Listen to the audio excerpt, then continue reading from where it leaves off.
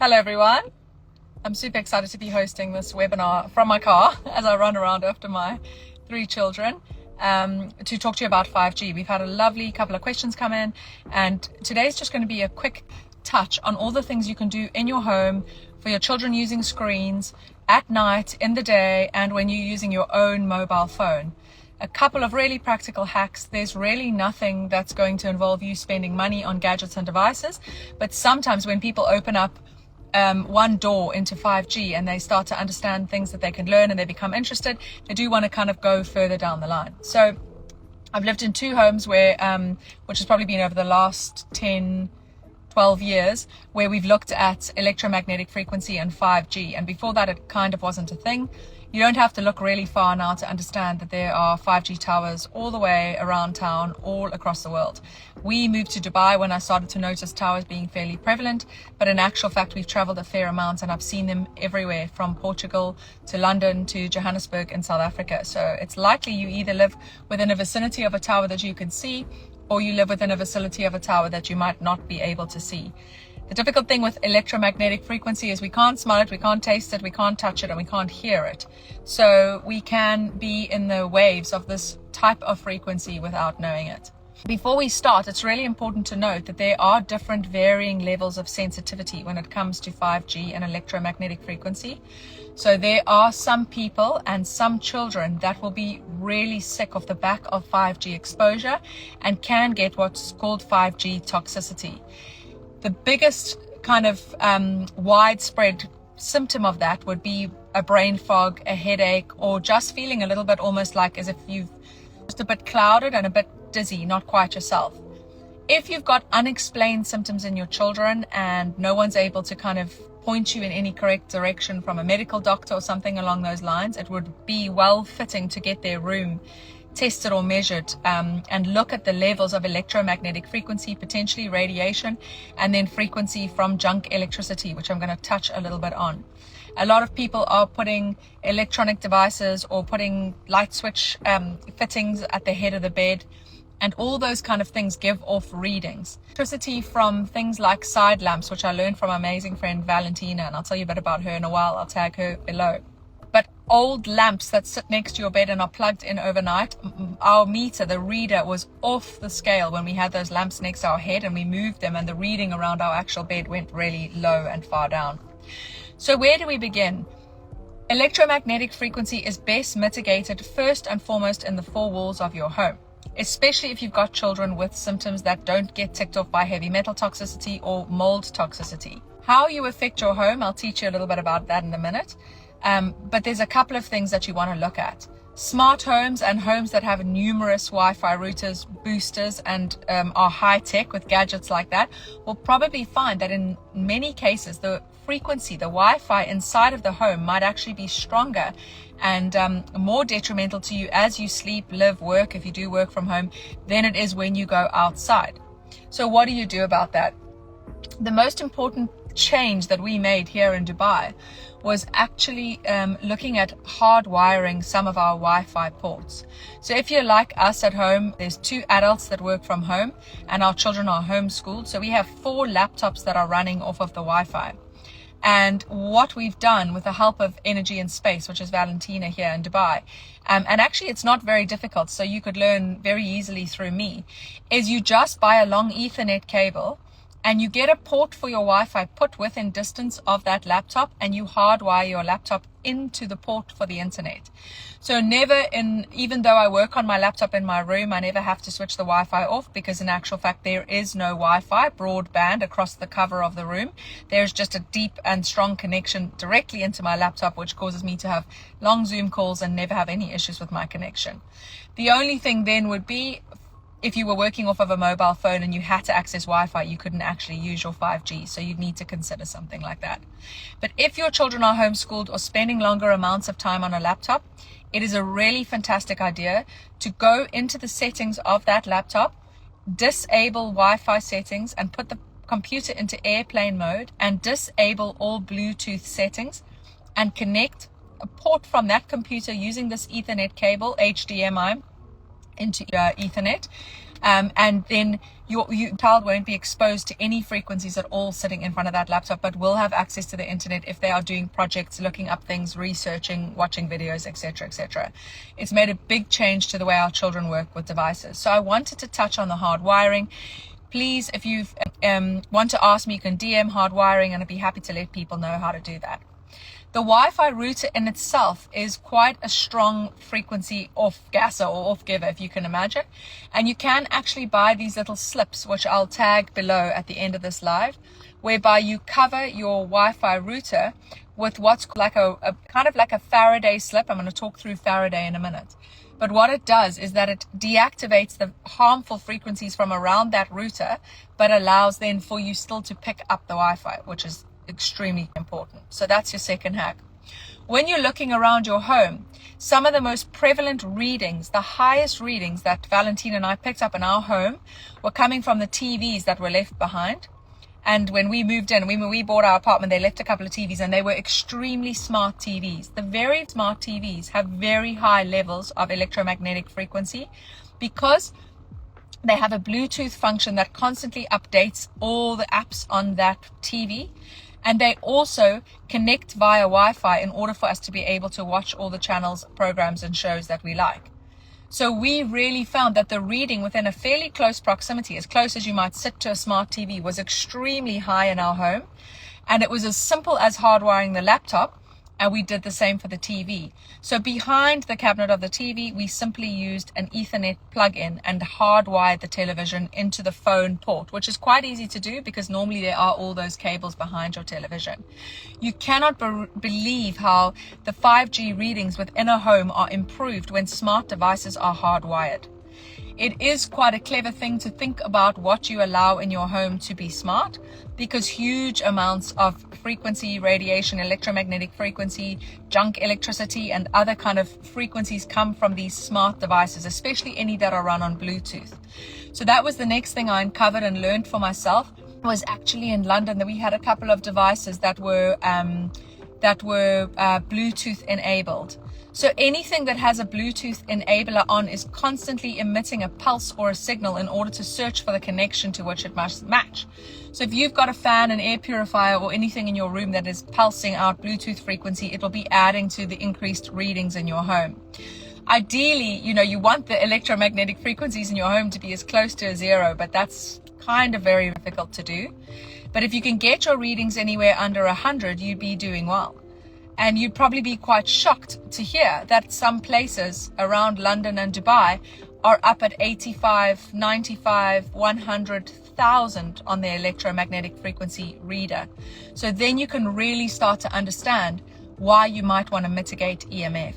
So we've talked about hardwiring the laptops. I've talked about covering the Wi-Fi router if you can. What you want to do is hardwire your smart TVs, and you want to look at smart devices. The next thing is looking at your actual mobile phone. When we were looking at readings around our home, if our mobile phones were activated, connected to the Wi-Fi, and had the Bluetooth button on, the readings were extremely high, because your phone will work exactly like the TV. It will be sending out a constant pulse, constantly looking for all the Bluetooth devices you might ever have logged onto to try and reconnect to them. Which is why the biggest mistake that's being made is people that put their phone next to their head at night on airplane mode without disabling or turning off the Bluetooth. Because the Bluetooth will continue to pulse even though there's nothing that you want to connect to. So maybe one of the biggest hacks for people with young teenagers or children that have phones, and especially for ourselves, is to go into that little Bluetooth icon and unconnect to any devices that you were ever connected to, and then completely and utterly disable your Bluetooth, and it will have a big impact on the readings around your home. The next thing to note about a phone is that when the phone is close or near to your body, you're in more trouble than when not. If you go into the small print read by Apple, they actually clearly state that the phone has never been tested, on the face or close to the body of a human, let alone on the ear. So if you're having long phone calls, landline to landline, cell phone line, I think it's been said, but don't quote me on this one, and I don't want to give it as a thing, that the Wi-Fi calls are lower in terms of the frequency that comes off than the actual call to call. But if you are making calls, I highly recommend that you hardwire a set of wired earphones into your phone, or otherwise you keep your phone, like I have it now, balanced fairly far away from you, and on speaker, depending on the nature of your conversation. So really, you can make a huge difference with those simple hacks. If your children are using phones, please teach them how to disable the Bluetooth, and please teach them at all times that if they're doing things on the phone that doesn't need the access to Wi-Fi or 5G, that they just pop that phone into airplane mode, and they do the same with the Bluetooth by deactivating it. It makes a big difference. If you're reading to your children at night and you're putting your phone on your chest or on your body to use a torch while you're reading, or one of them is holding the phone or playing with it, we always deactivate the Bluetooth and the Wi-Fi, and we've taught the children how to do that as well. Because then you can lie there for an hour, use the phone as a torch, and not get affected by the frequencies. There was a question that came in when I announced the webinar, which is about having the phone around the head of a baby if you're breastfeeding and all that. And it was on my mind. My oldest child's now 11 years, and I thought, what do you do? What do you do? What do you do? What do you do?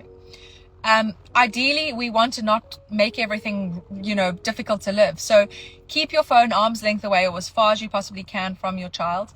If you're watching something that's pre-downloaded, switch off the Bluetooth and the Wi-Fi while you're watching. But if you are researching and doing work while you're feeding your child or sitting with your child or putting them to sleep and they're sleeping but they're lying on you, I would then just say the best kind of mitigation in that instance is arm's length distance. So try and do that as best you can. But we do live in a modern world, and we do need to understand that the phone has brought us a huge amount of joy and a huge amount of access, and is allowing me to sit outside my child's parkour lesson and do my webinar. So we got to be grateful, and we've got to also remember that when it comes to mitigating EMF, our own general emotion around electromagnetic frequency is very important. Never have fear for it. Never run around letting it be the boss of you.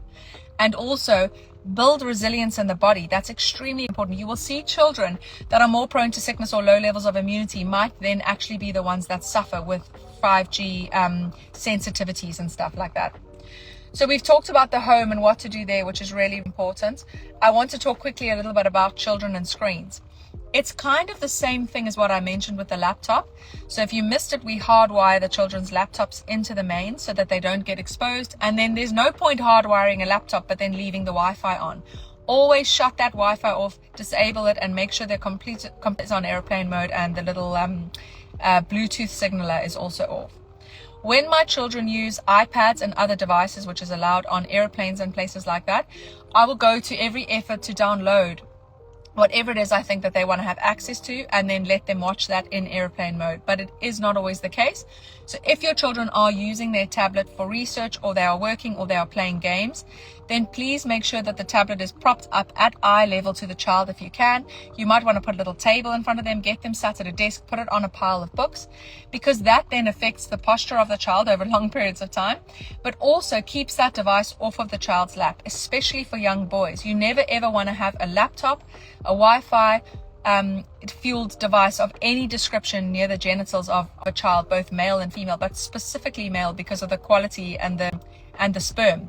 That frequency obviously has been proven in labs to have simple and differing effects on the body. And there is electromagnetic frequency from man-made things like 5G towers and the like that is foreign to our body. But then there's electromagnetic frequency from the ground, from the earth, which is actually called the Schumann resonance. It's the resonance that the earth gives off that our body is used to and is really healed by and is really well affected by, which is why you'll see these scientific studies talking so much about grounding. If at the moment you're in a place of high electromagnetic frequency and you're not feeling well as a result, and it's going to take you time to do stuff, grounding is a brilliant remedy for exposure to high levels of EMF. Just go outside and put your feet on the ground and let your body connect to the electromagnetic frequency of the earth. And that is a scientifically proven thing. Those are the frequencies that we are used to as humans. And 5G, unfortunately, is man-made and foreign to our body. So please don't let your children have the devices on the lap. And if they do need to have it on the lap, which happens at times, then please put a big chunky pillow beneath the laptop and the lap. And the same goes for men. If your partners or husbands or people in your life that you love are using devices straight onto the lap, especially men straight on top of the genitals, it's much better that you just suggest that they prop a pillow underneath or a wooden tray or any kind of a block. So I want to get now onto two questions, and then I'm going to get onto the neutralizing effects of the neutralizing I don't know what the word is, solutions for EMF. So quickly, quantum blocks, shielding devices, crystals like hematite, shungite, and other like frequency blockers effectively. We got the question from the lovely Rachel, who I love, about how effective are these things if you've got them at home. Very sadly, the way that electromagnetic frequency works is that you can actually Google a 5G tower and ask how the rays work. Oddly enough, if you're directly under the tower, or at least with a very close proximity to the tower, you suffer not as much as someone that might be within the direct line of the ray of the tower. And I'll tell you our tower story at the end of this. But in order for a ray to be stopped dead in its tracks, you want to kind of do what we do at Fierce Nature with the zinc. I always explain this to people about how non-nano zinc blocks the rays of the sun. This is exactly how 100% efficacy comes from blocking the rays of EMF. It's by putting something in the way through which that ray cannot penetrate. Now, all of these neutralizing devices, they work on their own frequency, their own resonance, and they harmonize in many instances. I truly believe if you are very sensitive to EMF, that any of these harmonizing devices would be a waste of your money and your time.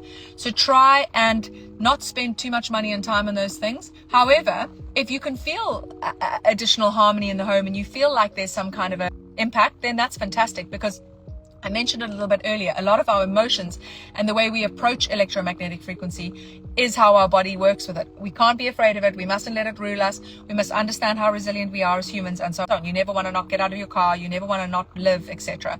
So if a harmonizing device is giving you a bit more peace of mind, that's fantastic. But let me talk to you about what really does work if you're more serious about it, or maybe you don't need to be. If you feel like something's wrong, then by all means go and get some version of a reading done on your home and see if your levels are overly high. But if not, then, or if so, rather, if you don't feel that's the case, a harmonizing device, I would say, fine, good for your mental health, perfect. Use the other kind of hardwiring, blocking techniques I gave you. And yes, the next question was switch your Wi-Fi off at night if you possibly can. Because the area where we sleep and work is all hardwired, we don't actually have any Wi-Fi there. And so we don't switch off at night, but I would go to every effort to switch off at night if you can. You can buy little plugs on Amazon that plug into your Wi-Fi, and you might time the device to go off at 10, 11, 9, whatever time you sleep, and to come on again at 5, 6, 7, whatever, depending on how you need it. So your Wi-Fi router would automatically switch off, because I kept thinking, oh, I don't want to go downstairs and In Dubai, I was much more vigilant about switching the router off before we actually hardwired, but you can get these little plugins and they're fantastic. So what are the quickest and easiest ways that are going to 100% block electromagnetic frequency from you? I learned this from Valentina and went to Valentina's birthday party and met her friend Sarah, who is fantastic. I'm having coffee with her tomorrow. She's going to bring her reader around. And we're just chatting. I was fascinated to drink up as much information as I can from people that have, in Sarah's case, extreme EMF sensitivity, that she could walk into a house and give you a good sense of how toxic, which is the wrong word, but you know what I mean, how levels are in your home based on her own body, the feedback from her own body and what it tells her. She said she could get instant brain fog in certain rooms, and it has really helped children remarkably. When the electromagnetic frequency in the room is brought down, there's three kind of main things with children: mold toxicity, electromagnetic frequency, and then overly toxicity in the body of the child. And then light's another one, which is I don't have enough time to chat through today, but junk light, night lights and all these blue lights in a children's bedroom. The child must sleep, with dark. And if they are a little bit afraid, a red glowing light is beautiful because it helps push through those circadian rhythms. But what to do to mitigate? Number one is literal EMF shielding paint. And Valentina had recommended this to us for our master bedroom, because the reading in our master bedroom was a little bit higher than all the rest of the rooms. It's expensive as anything, and it is thick black paint. But oddly enough, once you've done electromagnetic EMF shielding paint, you can paint white paint over it, absolutely no problem. And that entire room, bar the floor, would be 100% shielded from any electromagnetic frequency. Not everyone has to go to that extreme of painting the whole entire house by any stretch of the imagination.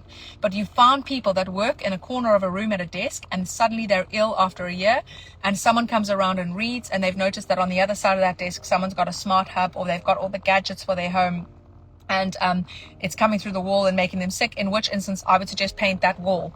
Or I think Valentina had a fantastic example she was telling me about, where they caulked the wall, or they put Faraday caging up on the wall and then covered it. So EMF shielding paint. Faraday cages are fantastic. Any kind of like steel or metal, you can buy Faraday fabric, you can buy Faraday fabric to go under rugs, you can buy Faraday curtains. Again, quite extreme, but some people have extreme illness as a result of toxicity. And then the next one is thick walls and glass. So oddly enough, I said I would tell my tower story, which I will. A year after we moved into our home, bought our home, based on me having all the readings done and really understanding the lay of the land and the house and how perfect it was for us, we'd mitigated all the electromagnetic frequency and the house was clean. And one of the big mobile phone providers came and erected a tower on the far side away from us in a different block. But our readings just shot up by a double or at least triple. And I was so unhappy about that. And we're still on the case of moving that tower or getting something done around it. But the interesting thing, and the advice from Valentina, which was fantastic, was the walls in our home are so thick that as long as we worked at a desk or the children slept or our beds were behind a wall, we were kind of shielded. And the second thing was glass. So instead of keeping the doors that face that tower open, we always kept those closed because glass will naturally shield you as well. So just have a little think about where you're at. If you can see a tower in your vicinity, which is kind of unlikely in London, but I'm not too sure outside of England. Or if you're feeling unwell, you can't quite put your finger on it. These are all signs that you might want to have someone come around and read your electromagnetic frequency. I will actually put up a link for a device if you want to get one yourself and you can go around and read. I know some people that are so into it that they will even, or at least into it is one thing, to be interested and to be passionate. But once you've been sick from electromagnetic frequency and you've mitigated that through making change, you'll see people go into hotel rooms with electromagnetic frequency readers and stuff, because if they spent a week or 2 weeks in a hotel, they might fall back into that illness. It really, some instances, the waves can be that strong and that powerful. So in that case, you might want to have your own reader. So that's kind of the long and short of it. There's not much else to know. Switch your Wi-Fi off at night is kind of a big and important one. And the children, I would say, if you could keep them as far away as possible from their devices, never let them put them directly on their laps, prop the device up away from them, hardwire the laptop, switch off the Bluetooth, which is really important. Don't let them or yourselves talk directly on the phone by holding it close to your body or your ear. You'll feel the phone after long conversations really start to heat and warm up. So again, I suppose my last point to end on, which is not rocket science but does polarize a lot of people, is if you're not going to talk on your phone on your ear, you ideally want to be on loudspeaker with the phone on loud. But if you're on a business call or having a private conversation, you want to wire your headphones into the device. I think I'm the only person I know that uses wired headphones, and it's not cool, but I think it's extremely cool. And sometimes I'll make friends with someone if I see them with wired earphones, because I think maybe we've got something in common. But really, if you think about the way that frequency and Bluetooth work, and when I told you about how the readings of a mobile phone that has a pre-connection, not even currently connected, but that the Bluetooth is open and it has a pre-connection to a Sonos speaker or something like that, the readings of the phone shoot up. Can you imagine what's happening in your brain when you've got two individual Bluetooth devices connected into your ears, touching your body and talking to one another as well as to the phone through what we call this Bluetooth frequency? Especially for young children, teenagers, young boys, I would highly advise that you buck that trend and you go back to good old wired earphones. Even my children, if they've got their screen time and when they are allowed to play games or they're doing a presentation on PowerPoint and they're putting music, it's really important that if they want to use earphones that they're wired. It's an absolute no-go policy in my home for wireless earphones. So do your own research on that. I'm not here to tell anyone what to do. That is very much my opinion, and from my experience, I've learned that can make a huge difference as well to cognitive development of the brain, fogginess, dizziness, especially if I haven't got teenagers yet. My son's 11 and he's on his laptop an hour a day for school and maybe half an hour to 40 minutes for play. So for 2 hours a day, if he was exposed to all that direct frequency, he might be quite a different child. But as they grow and get older into the teenage years, it can be hours and hours and hours that they're exposing themselves, got these laptops on their lap, doing projects, doing a little bit of research, etc. So it really does make a huge, big difference. For the slips over the Wi-Fi routers that I recommended, have a think about that. Also, my last tip quickly would be the placement of your Wi-Fi router in your home. It's actually quite clever to look at where you're placing your router. So I've put my router behind a piece of art inside the wall of our home, basically. So we still get the Wi-Fi, but we're not walking past it each and every single day. It's not right next to my bed. It's not in any of our bedrooms, all those kind of things. If you've got routers in the bedroom, if you've got routers near your TV at the foot of your bed, by all means, definitely switch those off at the wall before you sleep. So I'll just recap because I've got 1 minute left. Electromagnetic frequency is a thing.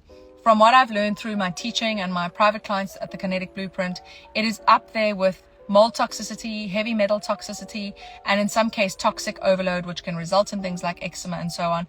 Kind of alongside that, if they're mysterious symptoms, 5G toxicity can be the problem. Simple hacks I've run through, and I'll try and write a little bit below, is, changing and hardwiring things in your home. Definitely looking at your smart TVs. It is the simplest thing in the world to do it yourself or get an electrician to hardwire your smart TV into the port of the internet, so that you don't have to have that TV pulsing off that frequency, especially when you watch it, because you're watching at enough of a distance in order for you to be affected. And funny enough, when you go to bed, when you whenever your TV's off with that little red light on, those pulses are still coming through, so you'll still be affected by that. Hardwiring your TV is a piece of cake. Hardwiring the children's laptops, not letting them put the laptop directly on their lap, making sure the screen's propped up at eye level so that their posture is correct, but that they're never touching the screen, downloading things beforehand and letting them watch with the Wi-Fi disabled, the Bluetooth disabled, and the phone on airplane mode. Very easy to do when your children are very young. Just download a couple of their favorite shows. My children are only allowed iPads when we travel, so I try and be prepared for that and always have that on airplane mode. I won't go through everything again. It's all there. This is going to be up for you to watch again. I hope it makes a big difference in your life. It made a huge difference in ours. The mystery symptoms can be difficult and tricky, and I said they start off with brain fog. Some people get sweat, some people don't feel right, some people get extremely anxious. There's all sorts of different symptoms that are related to a house that is high in toxic load from electromagnetic frequency. The way that modern homes are set up, the way that our dishwasher talks to our doorbell, talks to our so-and-so, it all adds layers of frequency. And 5G and the build-up is very similar to toxic load. When I teach people that you're not doing anything wrong with your children, you're not feeding them anything wrong, but just a little bit and a little bit and a little bit and a little bit is death by 1,000 cuts, if that makes sense. So just a small amount of things that you do around electromagnetic frequency can make a big. Maybe to end there is when you are in an area of low signal, or your phone drops down to a 3G network, or it's kind of going around and searching. It's a very quick hack to either just disable the phone until you get into stronger signal, or at least keep it very far away from you, because it gets very pumped up, the frequencies that phone gives off when it's searching and looking for a frequency. So if you're sitting there for hours and hours and hours trying to get through to a signal and it's going round and round, you're holding your phone to your head, it's probably not ideal. That's just a quick tip and a quick hack. And then there is the doing of the impossible, and I'll end with this, which is that our neighbors and us and a couple of other families that were interested, because not many people are aware or care or even know what a 5G tower does or looks like. We put our heads together and we phoned the telecom company who had put this router up, this big tower opposite our homes. And we've been able to make a huge headway in getting them to understand that there's a huge number of children sleeping within vicinity of this tower. And whilst I've been able to mitigate my home, not everyone knows how to do that. And so we've actually got this company to agree that over the long term that they would put a Faraday cage around the side of the router of the tower that was facing our homes, which means we would have 100% pure block from that tower. And I always think, if you want to do something, if you want something moved, if you want to appeal to the good-natured heartedness of a big company, it's not always easy, but push. It's taken me over a year with the help of my neighbor, and we're going to make change. And all the children in the side of our building are going to sleep better at night. I truly do believe that. So please DM me anything that you want to know. If you want to know about the hardwiring, it is a piece of cake. Otherwise, just get an electrician to do it. Remember not to speak on your phone, on your ear. Have a think about the wired earphones if you're currently using those poddy things. And also have a quick think about that junk electricity. Any electrical devices around the head or around your bed will be adding to that electromagnetic frequency when you sleep. So keep your phone as far away from you as you can. I've gone so far as switching my phone off at night now, which some people won't, because they have anxiety and they have commitments and they have responsibilities to family members that might be far away or in need, etc. But you could leave your phone on loud, but just leave it far away. It's very much up to you. So if 5G is something you think about, please get in touch. And thank you so much for joining, and very much look forward to seeing you at the next webinar.